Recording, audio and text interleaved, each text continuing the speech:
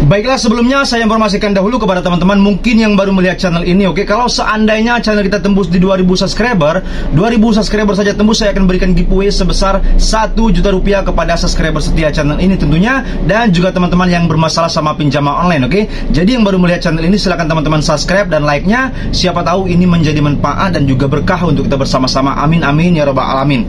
Baiklah, langsung saja kita kembali ke pembahasan. Ini ada informasi terbaru yang kemarin beberapa hari lalu kita lihat sebentar saja. Oke teman-teman, ini ada beritanya 2 debt collector di Bogor ditangkap karena tendang pintu rumah saat tagih hutang. Oke, ini sudah luar biasa di Bogor kejadiannya. Oke, lanjutannya kita lihat bersama-sama.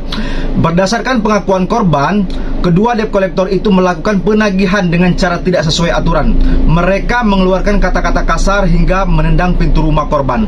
Warga sekitar yang melihat kejadian itu pun dibuat resah dengan aksi premanisme yang dilakukan keduanya. Korban merasa terintimidasi atas aksi mereka. Nah, ini dari Kompas langsung. Oke, dari kompas.com sudah pasti beritanya sangat kredibel. Oke, nah ini saya katakan kepada teman-teman. Oke, saya selalu mengingatkan kepada teman-teman, kalau biarkan saja mereka mau ngapain juga biarkan saja. Oke, terjadi mereka memainkan peran emosi mereka terhadap para nasabah, terhadap Anda khususnya.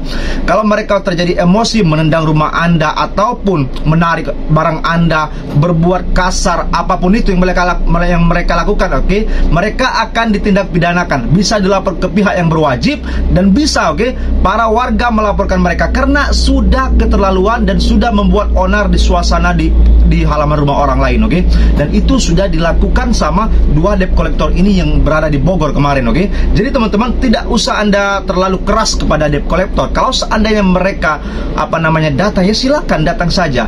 Kalau mereka sopan, Anda harus sopan juga. Jadi tidak usah Anda cemaskan masalah debt collector datang ke rumah. Oke, masalah mereka mau ngapain ke rumah, Bang. Ini karena banyak sekali pertanyaan dari teman yang selalu mengatakan, Bang, benarkah debt collector masalah datang ke rumah hari ini? Benarkah DC ini datang ke rumah? Benarkah DC aplikasi datang ke rumah?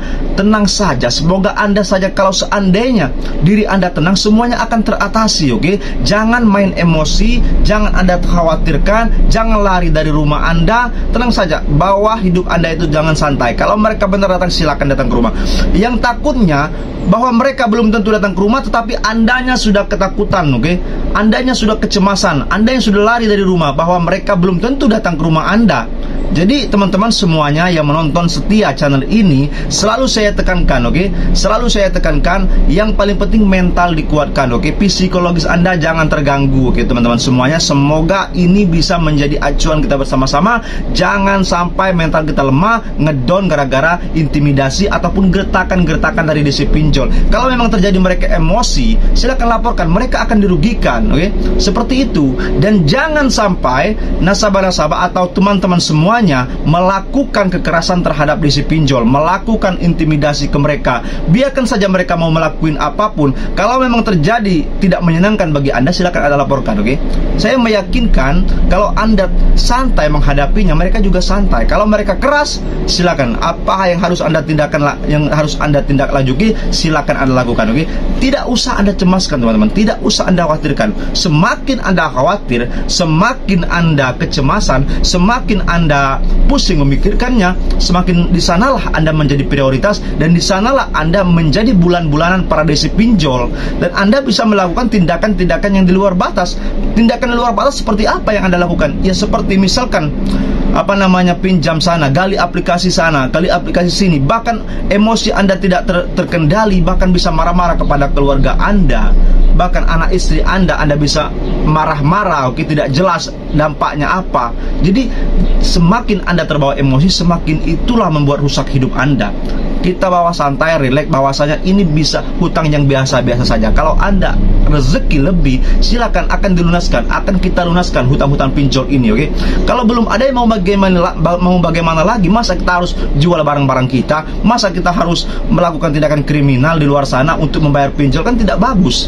lebih baik kita tahan saja, galbaikan saja. Ini galbay bukan disengaja, ini galbay yang tidak tersengaja karena keadaan ekonomi kita yang belum membaik. Seperti itu teman-teman, harus Anda pahami. Bilang saja kepada desi pinjolnya kalau mereka benar-benar datang ke rumah bahwa saat ini belum bisa membayar. Kalau seandainya sudah ada uang, nanti saya akan lunaskan, saya akan bayarkan. Tidak mungkin mereka tidak mengasesikan, oke? Tidak mungkin mereka akan mengancam-ngancam Anda lagi. Bilang saja seperti itu. Mau berapa kali pun mereka datang, Anda katakan seperti itu. Mau sekali, 2 kali, 3 kali, bahkan sampai 10 kali mereka datang ke rumah Anda, bilang saja seperti itu. Mereka pasti akan paham, karena mereka punya hati nurani, mereka juga manusia, oke?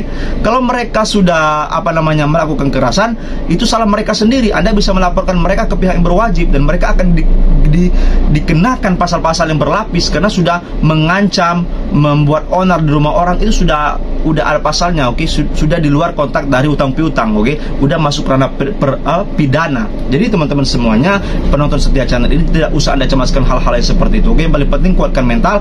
Semoga saja rezeki kita banyak nantinya dan bisa melunaskan pinjol-pinjol ini. Amin amin ya rabbal alamin. Ini saja yang bisa saya sampaikan. Kurang lebihnya juga saya mohon maaf. Assalamualaikum warahmatullahi wabarakatuh. Berjumpa lagi ya, sorry. Terima kasih.